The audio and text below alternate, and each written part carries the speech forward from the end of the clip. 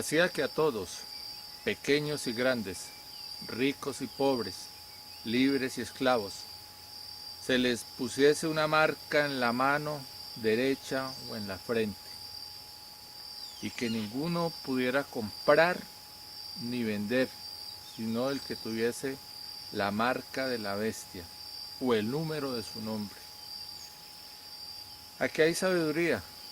El que tiene entendimiento, que cuente el número de la bestia, pues es número de hombre, y su número es 666. Es el contenido de Apocalipsis o Revelación, el capítulo 13, en sus versículos 16 al 18. La razón la asimila inmediatamente a una religión. Se centra en ese pensamiento religioso, pero no profundiza en el contenido del mensaje. Revelación 13 tiene palabras claves que nos permiten identificar un conocimiento por fuera de lo que es el concepto religioso. Nos habla de un número y nos habla de comprar y vender. En estos términos podría decirse que al referirse a comprar y vender está hablando de economía, y como todas las economías se manejan con cifras, podemos enlazar con este número, el 666. Pero esta economía que podemos ubicar, de lo cual nos habla Revelación 13, no es aquella economía que se enseña en las universidades, no es aquella economía que transforma el pensamiento y convierte, como lo manifiesta Bolívar, los estados en unos arrabales tributarios. No, es la interpretación sencilla de lo que es esta palabra. Vamos a decir que economía es la acción del ecónomo, entendido muy antiguamente esto del ecónomo como aquel que maneja la casa. Ese es el verdadero sentido y origen de la palabra, el ecónomo. Revelación en este versículo nos manifiesta eso, del manejo de la casa, cuando habla de comprar y vender. Pero, ¿qué será comprar o vender? ¿Qué es lo que está comprando y qué es lo que está vendiendo? Dice más adelante en este mismo libro, en el capítulo 13, en el versículo 18, nos dice que es número de hombre. Este número de hombre también nos ubica dentro de lo que está hablando Apocalipsis. Debemos identificar esto que manifiesta aquí de manera cifrada. Cuando se habla de número, inmediatamente nos ubicamos dentro de la numeración arábica con la cual se manejan las cuentas. E inmediatamente ubicamos el pensamiento en las mentiras de Hollywood y pensamos en ese 666 que se tatúan en la mano o en la frente, y que todo el mundo lo conoce como el número de la bestia, ante lo cual la mayoría se ríen, otros por ignorancia se asustan por desconocer lo que significa este verdadero número. Debemos identificar que un número se puede definir como la relación entre una cantidad determinada y la considerada como unidad. En este sentido, podría decirse que el referente del número está indicando una parte o una relación que hay contenida dentro de un todo, que ese todo podría llamarse unidad. Dice Revelación que el que tenga entendimiento, que cuente el número de la bestia. Ese entendimiento es lo mismo que la razón. pero la razón lógica, esa herramienta que al final de este segundo día de creación el hombre conquista para poder avanzar en otro nivel más intelectivo, más conciencial. En esta definición de lo que es número, podría reinterpretarse cuando manifiesta que es número de hombre, en el sentido de que podría igualmente decirse es brazo de hombre, es cabeza de hombre, es un ojo de hombre, para diferenciarlo de otras unidades. Más adelante en el libro de Revelación, en el capítulo 16, en el versículo 2, manifiesta que aquellos que tenían la marca de la bestia, vino una úlcera maligna y pestilente sobre los hombres de la tierra, y que había muerto a todos estos hombres que ostentaban esta marca, una úlcera maligna. Y dice que sobre todos los hombres de la tierra, en este pasaje hay otra connotación importante. Cuando habla a todos los hombres de la tierra, es a ninguno sin excepción. Volvemos a encontrar esa universalidad que le asiste al libro de Revelación, a todos los hombres de la tierra.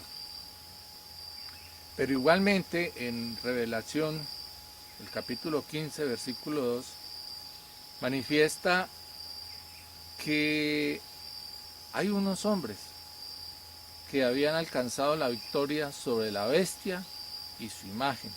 Esta parte de Revelación 15 y 2 ya hace una individualidad. Dice, los que habían alcanzado la victoria sobre la bestia y sobre su imagen. Pero este término que aparece acá, imagen, aparece por vez primera en el capítulo 13 del versículo 14 de este mismo de Revelación, donde manifiesta que se había mandado a los moradores de la tierra a que le hagan imagen a la bestia que tiene la herida. De manera igualmente incluyente y universal, en este capítulo 13, se dice que todos los hombres, todos los moradores de la tierra, han hecho imagen de la bestia, y que le da una condición en este momento, la bestia que está herida. Debemos retomar el conocimiento de otros libros de este mismo texto e identificar como símbolo a qué imagen se refiere. Debemos retraer esa narración que se encuentra en el libro de Éxodo en el capítulo 32, donde narra aquellos eventos que se dieron con el pueblo hebreo después de salir de Egipto, cuando elaboran un becerro de oro para adorarle.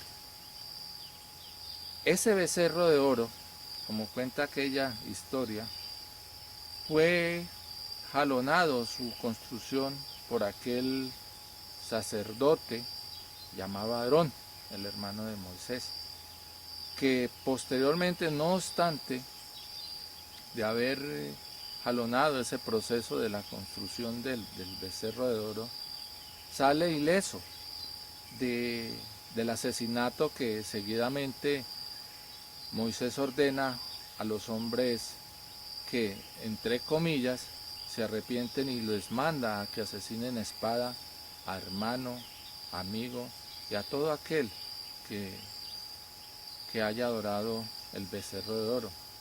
Pues bien, encontramos ahí que el pago de la adoración de esta imagen es la muerte. Es la misma muerte que, como símbolo desde aquellos pasajes del Éxodo, hoy no ha variado.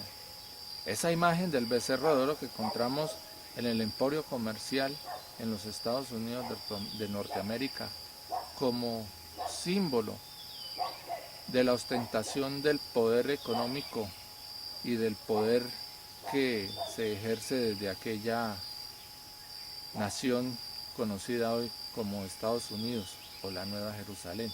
Pero bien, este es solamente un símbolo para poder comprender ese verdadero sentido de lo que es la imagen. En este proceso de identificar el mensaje que se encuentra en Revelación 13:16 al 18 con relación a este número del 666, debemos igualmente tomar de esa historia que aparece a lo largo de todos estos textos bíblicos, en la segunda de Crónicas 9:13 y en la primera de Reyes 10:14, donde se identifica que la renta anual que Salomón tenía era de 666 talentos de oro.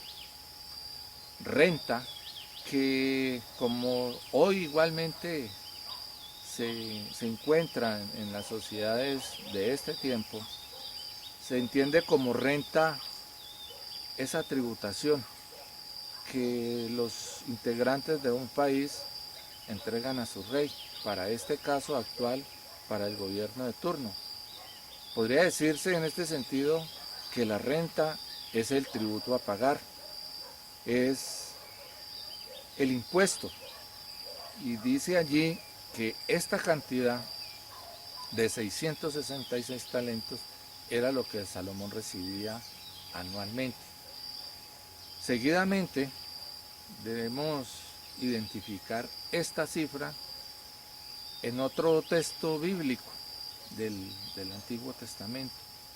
No ha sido relacionado de alguna manera con este número que aparece en la segunda de Crónicos. Es la visión que tiene el profeta Daniel allí en Babilonia. Allí en ese capítulo 2, el versículo 31, manifiesta el relato de ese sueño que tenía el rey Nabucodonosor. Y manifiesta allí de una imagen también. Esa imagen, dice Daniel, que el aspecto de la misma era terrible. Y allí encontramos una clave poderosísima para poder entender cuál es la verdadera imagen y cuál es el número real de la bestia. A través de el intento por descifrar el contenido de las profecías y de varios de los mensajes, o el único mensaje que se encuentra en todos los textos de la Biblia, siempre se ha pintado esta visión del rey Nabucodonosor como un hombre. Si repasamos la lectura de Daniel 2:31 y los siguientes, podemos encontrar que en ninguna parte de este texto manifiesta qué forma tenía la imagen. No obstante lo anterior, por esa intervención de esa inteligencia divina, los hombres han optado por representarla como un hombre. La pregunta es, ¿de dónde ha salido que lo que ve el rey Nabucodonosor, que es una imagen terrible, sea representada en la imagen de un hombre? Pero dejemos allí para retomar nuevamente esto más adelante. Luego en Daniel 3, versículo 1, nos dice la medida de esa estatua, que, como planteamos anteriormente, no se sabe de dónde, porque del libro de Daniel no se puede deducir que eso era una imagen de un hombre. Y dice que este rey construyó en el campo de Dura una imagen cuya medida era 66 codos de altura y 6 codos su anchura. Un codo en aquel entonces se entendía como esta medida, de aquí a esta parte, a la mano. Esto se calculaba más o menos en unos 45 centímetros de lo que hoy es el sistema métrico internacional. O sea que esa estatua podía medir entre unos 27 metros de alto por 2,7 metros de ancho. Y aquí algo importantísimo. A primera vista parecería indicar que esta medida de 66 codos de alto y 6 de codos de anchura le faltaría una medida, comprendiendo nuestro sistema en 3 dimensiones, alto, ancho y profundidad. Pero aquí lo maravilloso, podríamos decir, para interpretar, porque allí nos dice el profeta Daniel de la anchura. La anchura debemos comenzar a interpretar que hace referencia a dos medidas y aplicado a un cuerpo volumétrico en especial. La anchura es sinónimo de latitud. Se entiende como latitud en la ubicación geográfica aquel punto en la Tierra hasta la línea del Ecuador. Eso se entiende como latitud. Y lo contrario, su antónimo, longitud, dentro de estos términos utilizados en las ubicaciones geográficas, se entiende como una distancia horizontal entre uno de sus meridianos y el eje central de la Tierra. Partiendo de este concepto de lo que es latitud o anchura, entramos a identificar inmediatamente que esta aplicación de longitud y latitud solamente se aplica a un cuerpo volumétrico y esférico. En este sentido, el referente que encontramos en el mundo es el planeta Tierra. Aquí se presentan las ubicaciones a través de estas coordenadas, latitud y longitud. Este cuerpo volumétrico, que si lo podríamos ver en un solo plano, tiene la representación de una esfera, es lo que hace parte de un todo, de lo que manifiesta en Apocalipsis 13, 18. Hace parte de una unidad, un número que, como se definía, que es la relación considerada entre una determinada cantidad y una unidad, aquí se presenta como una parte constitutiva de algo. Tenemos que tomar la imagen que no se sabe de qué parte de los textos los hombres consideraron como la de un hombre, y podemos enlazar de manera impresionante que lo referente a este número que habla Revelación tiene que ver con una parte de lo que es el cuerpo del hombre. Sí, está hablando de manera cifrada de un elemento constitutivo, podríamos decir que la base de la vida del hombre. ¿Qué es eso redondo? ¿Qué es esa base de la vida del hombre? Dentro de la materia encontramos que esa unidad de la vida o la principal de partícula es la célula. Sí, allí en Daniel se está hablando de la imagen de la célula con esas medidas. Ese número hace referente a la célula. Cuando dice que es número de hombre es porque se encuentra como parte de un todo, del cuerpo del hombre.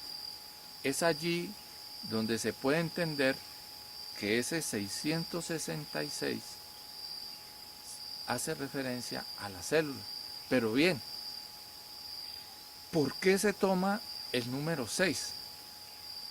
Apartándonos de todas aquellas interpretaciones de la cábala, de la numerología, podemos entrar a identificar en este gráfico de lo que es el 6 una condición muy particular y diferente a los números que se encuentran del 0 al 9. Si intentamos graficar estos números del 0 al 9, encontramos una constante que se pueden realizar a partir de un solo trazo, y que a partir de ese solo trazo, estos números quedan con un punto de inicio y un punto de salida, siempre hacia afuera. Esta condición no la cumple el número 8 y el número 6, porque el número 8, al graficarlo, nos da una continuidad dentro de sí mismo, pero como se ve en la naturaleza, es una constante de infinito. O sea que, al igual que los otros números, este número 8 nos permite una relación de continuidad hacia algún punto. El número 6 no presenta esta continuidad. Si se empieza hacia arriba y se desciende y va hacia adentro, y la única posibilidad de seguir graficando sería hacia adentro del círculo que forma la parte baja del 6. Esto está indicando que este número está direccionando hacia dónde se debe ver, hacia la profundidad. Ya identificados a qué se refiere, ubicado en dónde se encuentra este 666, tenemos que descifrar por qué en la segunda de Crónicas 9:13 y en la primera de Reyes 10:14 se habla de talentos, referida en aquel entonces como un pago, como un dinero que se hace hoy en día igualmente como lo que se conoce como impuesto de renta, y que dentro del argot jurídico se le conoce como las cargas impositivas. Pues bien, esto que está allí en Reyes y en la segunda de Crónicas ilustra solamente la carga que tiene la célula del hombre terrestre. Es una carga impositiva, es una carga por la cual envejece, es una carga por la cual muere. Y esa carga igualmente la muestra mi señor anciano de días en el capítulo 22 del libro de Mateo, en el versículo 19, cuando los fariseos intentan tentarle con relación al pago del tributo, y él les dice que le traigan una moneda. Esa moneda, si se hace la comparación, es igualmente la célula. Está hablando de la célula. La célula se encuentra allí, esa carga impositiva está marcada con esa cara del César. Y debemos entender a partir de toda esta relación simbólica que la marca de la bestia le compete a todos y cada uno de los hombres del planeta Tierra. Es decir, que para este instante en que estamos en este cierre del segundo día, todos los hombres del planeta Tierra ostentan la marca de la bestia. Lo que no hay es una teoría unificada de por qué envejecemos y que podamos decir el primer hecho es este, ¿no? Eso no hay. No sabemos cuál es la principal causa del envejecimiento de nuestras células, pero sí conocemos algunos mecanismos que las dañan. Los científicos investigan en diversas direcciones. Identificando ya que es la célula del hombre como unidad mínima de la vida que compone el cuerpo del hombre, podemos interpretar ya lo que nos dice Revelación 12:9, cuando habla de aquella gran caída de los ángeles y dice que descendió a la tierra. La tierra se entiende así, que eso que se conoce como la serpiente antigua desciende a la célula del hombre y desciende allí con gran ira, esa gran ira que busca la destrucción del hombre. Es allí entonces, en la célula del hombre terrestre, donde encontramos la gran invasión, que por formarse en esta célula, un receptor le permite conectarse de alguna manera con todo este sistema de cosas que el dragón ha impuesto en esta sociedad desde hace mucho tiempo. Se entiende esa caída como ese proceso de muerte que sufre el hombre terrestre. Pero como allí mismo lo dice, le queda poco tiempo. Y le queda poco tiempo porque hoy el hombre terrestre descubre esta invasión, pero también descubre cómo enfrentarla. El hombre en este tiempo dimensiona de su grandeza, de su condición de Dios, esa condición que Jesús le manifiesta. ¿Acaso no sabéis que vosotros sois dioses? Pero es una condición posterior, porque debemos identificar que esta invasión a la célula del hombre igualmente la identifica Jesús en Mateo 19, 17, en Marcos 10, 18 y en Lucas 18, 19, cuando manifiesta que no hay ningún hombre bueno sobre la tierra. Ninguno es bueno, nos dice que no le llamemos bueno. Si interpretamos estas escrituras de estos evangelios, podemos así identificar que no nos hace bueno el abrazar una religión, no nos hace bueno predicar algún conocimiento que tengamos del Cristo, no nos hace bueno entrar dentro de las dinámicas de caridad, dentro de las dinámicas de grupos que pululan en el planeta Tierra. No, nada de esto nos hace buenos.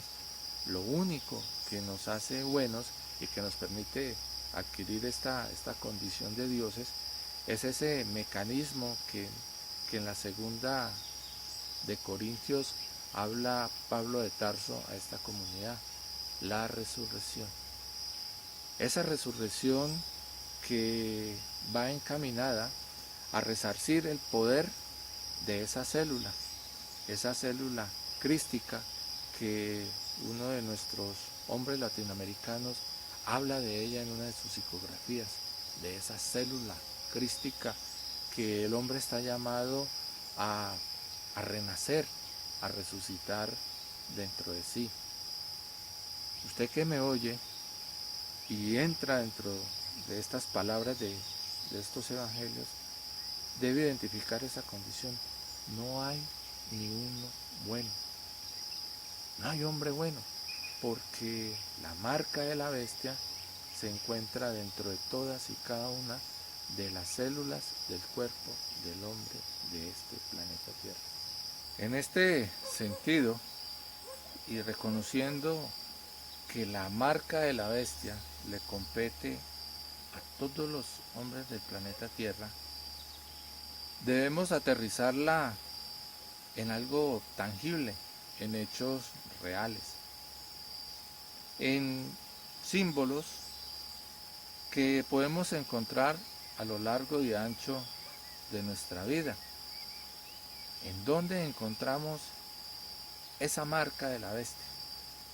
Y retomamos aquí y entramos a identificar cómo trabaja cada número que hace parte del 666. Identificarlo es fácil, pero lo es para aquel espíritu que reconoce en este número del 666 la respuesta a la infamia, a la muerte y al crimen que se encuentra en esta sociedad. En este sentido debemos identificar ese primer 6, esa carga impositiva que tiene la célula. Ese primer 6 están representados en todos los antivalores que se encuentran a la mano en este tiempo. Lo encontramos representado en el psiquismo, en el mentalismo que impulsan las diferentes corrientes esotéricas pero también encontramos ese psiquismo y ese mentalismo en los medios de comunicación que impulsan cosas en contra del hombre del planeta Tierra. Lo encontramos en el sexo, en la voluptuosidad, hoy de la mano de los grandes mercaderes que en todas sus propagandas, en todos los aspectos de la vida, involucra siempre el aspecto sexual para impulsar la venta de sus productos, para impulsar el símbolo de lo que es el amor entre las parejas.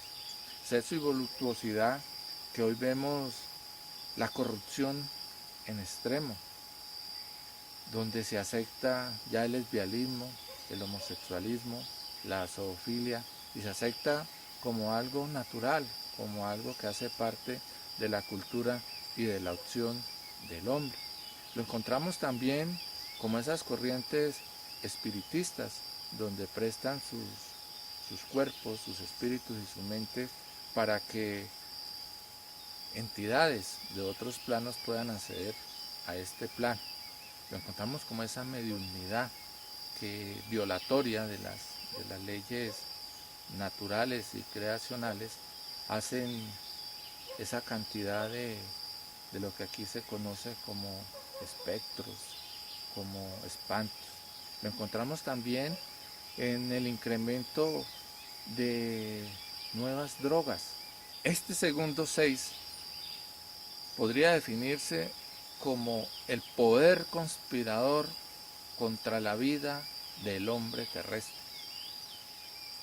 Ese poder conspirador que descubre Daniel en la visión del rey Nabucodonosor, esa estatua que en este momento no vamos a profundizar, pero que recomiendo esta página de internet donde pueden encontrar el descifrado preciso de la estatua del rey Nabucodonosor.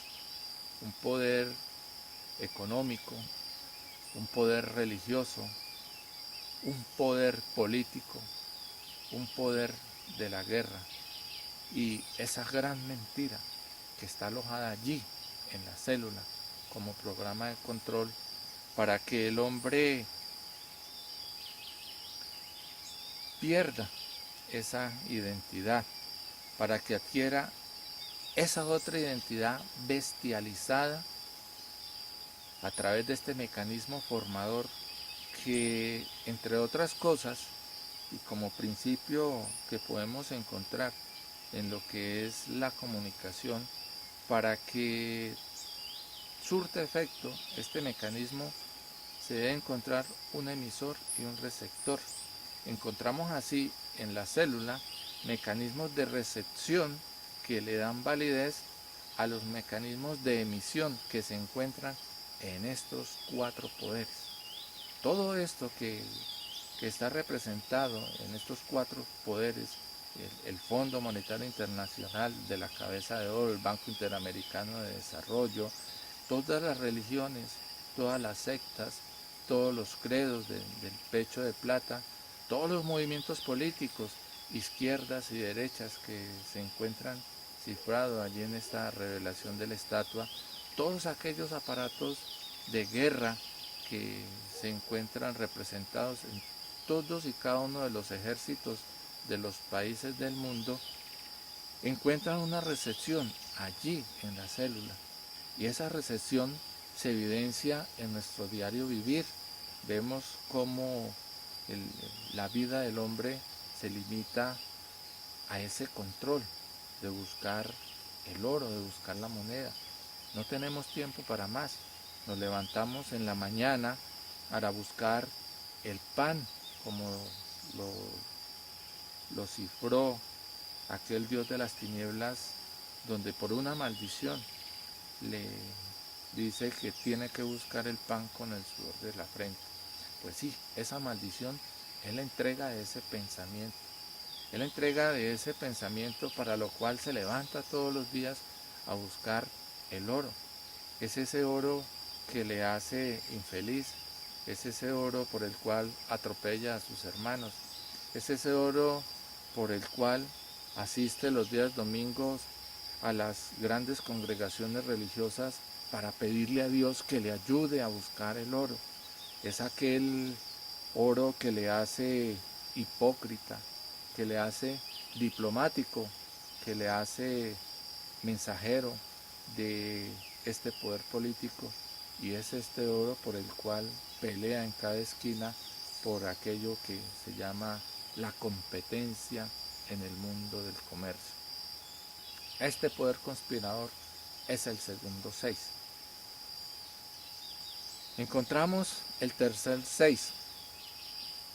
Se define como el reino de argucias. Una argucia basada en un elemento llamado la dialéctica, aquel extravío a la razón que el hombre ha tomado como norte de su vida. Desde la fisiología que se ha descrito del hombre, se le dice que es dialéctico, se le dice que tiene un hemisferio izquierdo y un hemisferio derecho y un hemisferio central, que es el que concilia, que toma lo mejor de ambos cerebros y lo hace direccionar su vida. Nos dicen que somos dialécticos con el cuento, la historia de Dios y diablo, un Dios castigador y un diablo al servicio de Dios si no cumple los preceptos de este mismo Dios. Dialéctica representado también en lo que es la religión y en el otro extremo la ciencia, pero que en este tiempo el hombre toma lo mejor de la ciencia, los avances de la misma, los carros cómodos y veloces, el sistema de economía, las casas, los aparatos electrodomésticos que le brindan comodidad, y esa comodidad a la cual van a darle gracias a Dios porque viene de Dios. Allí se encuentra esa mezcla entre lo que es material y lo que es aparentemente espiritual. Yo vivo bien porque Dios me protege. A mí no me pasa nada en este mundo corrompido porque Dios me protege. Es el fuego dialéctico. Pero también este reino de argucias, este tercer 6, es la negación de la encarnación. Encarnación que hacía parte de las prédicas de mi señor anciano de Díaz, y que hasta el año 600, a través de los concilios de la Gran Ramera, eliminaron de las enseñanzas de Jesús. Se niega la encarnación, es negando esa condición de continuidad del hombre, del planeta Tierra. Postulados del anticristo, es la manera de vivir, es el pensamiento de odio, en negación de ese pensamiento del Cristo de amados los unos a los otros. Es ese pensamiento del anticristo, no es dentro del concepto religioso, es la forma como vivimos los hombres en este estado de odio. Religiones de miedo, religiones cuya base, como dice en este mismo texto llamado Biblia, que dice que la base de la sabiduría es el temor a Jehová. No, ese temor de dioses que está inmerso en todas las corrientes religiosas, un temor a un Dios que es poderoso, que es superior al hombre. No, eso no es el concepto de Dios. Identificar, como dije, concepto, pero que no es así, para nuestra inteligencia lo podemos ver en la crianza de nuestros hijos. Nuestros hijos nosotros los traemos a este mundo no para que nos adoren, no para que nos tengan miedo. Los traemos aquí como un compromiso como algo que se vuelve para nosotros una responsabilidad y ante la cual nosotros trabajamos para formar esos espíritus llamados hijos. Bueno, igual es Dios. No hay miedo en la relación entre el hombre y esto llamado Dios. La guerra que está inmerso en cada una de las acciones, las más mínimas que nosotros tengamos en el diario vivir. Elegidos de confusión de maestros ascendidos, falsos profetas, apariciones y milagros que tienen una explicación lógica, racional, que al entrar a explicarla cae toda la manipulación. Conocer que la aparición del milagro solamente es el manejo de fuerzas que el hombre ignora, unas positivas y otras negativas. El milagro no existe. La mayor evidencia de lo que podría llamarse milagro es la verdadera transformación consciente del hombre terrestre. Identificado ya este número 666 como algo que hace parte de la célula del hombre, pero no lo hace por un mecanismo de origen, de creación, no, lo hace por una manipulación impuesta en este planeta y que hoy a espaldas del hombre se manifiesta en su verdadera dimensión. Es una manipulación que está de la mano de lo que se conoce como ciencia y tecnología. Es una manipulación que en una próxima oportunidad me daré a la tarea de compartir. Pero mientras tanto, sin este sustento tecnocientífico de cómo se adelantó esa manipulación, sí podemos evidenciarla en estas tres condiciones del 666 de manera externa. Identificar ese 6 primero como el antivalor que vive esta sociedad, el poder conspirador como el segundo 6 y ese reino de argucias como el tercer 6, nos da la ubicación para poder luchar contra esta condición de marcados. Es sentir la posibilidad hoy de poder quitarnos esta marca de la bestia. Esta marca que por ese mismo accionar perverso el hombre no ha podido identificar como algo que hace parte de su constitución biológica. Identificarla en un accionar de esta sociedad y saber que todo lo que esta sociedad entrega y que nos genera emociones, que nos genera pasión, se debe a ese centro de recepción que tiene el hombre dentro de su cuerpo. Pero también debemos conocer que en este libro de Daniel manifiesta que esa estatua, que entre otras cosas adquiere su verdadera dimensión de aplicación como profecía en este tiempo, en un aspecto importante que cita Daniel en el capítulo 2, versículo 34, y es el hecho que esa estatua, esos 4 reinos que se citan allí, su destrucción es al tiempo. Esa destrucción al tiempo desvirtúa las interpretaciones erradas que han dado las diferentes religiones que giran alrededor de este libro llamado Biblia. En estas interpretaciones se manifiesta que esos reinos de esta estatua son los diferentes reinos o imperios que han pasado por la historia del hombre, el reino babilónico, el reino romano y otra cantidad de sandeces que no presentan correspondencia con este versículo 34 del capítulo 2, cuando manifiesta que es una gran piedra que golpea y derrumba todos estos 4 reinos. Es decir, que el contexto histórico no cabe aquí, porque el derrumbamiento de dichos reinos ya conocidos como estos 4 poderes que controlan al hombre se dan en un solo instante. Y dice que se hace por ocasión del desprendimiento o del cortar una piedra, pero dice que esa piedra no se corta con mano humana.